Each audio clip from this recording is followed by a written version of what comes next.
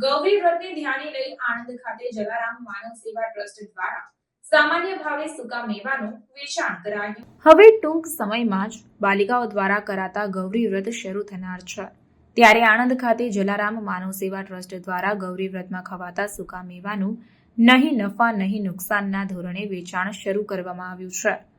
ટ્રસ્ટના સભ્યોએ માહિતી આપતા જણાવ્યું કે વધતી જતી મોંઘવારીની વચ્ચે સામાન્ય પરિવાર પણ સૂકા મેવા ખરીદી શકે તે માટે આ વ્યવસ્થા ઊભી કરવામાં આવી છે। સાથે જ ગૌરી વ્રત દરમિયાન બાલિકાઓને ઉપવાસમાં આરોગી શકાય તેવી વસ્તુઓ નિઃશુલ્ક પણ આપવામાં આવે છે। જલારામ માનવ સેવા ટ્રસ્ટ ગૌરી વ્રત નિમિત્તે બહેનોને રાહત દરે ખાવાનું વિતરણ કરે છે તથા જ્યારે ગૌરી વ્રત ચાલુ થશે ત્યારે ફ્રીમાં દરરોજ કંઈ ને કંઈ વસ્તુ એમને આપવામાં આવશે।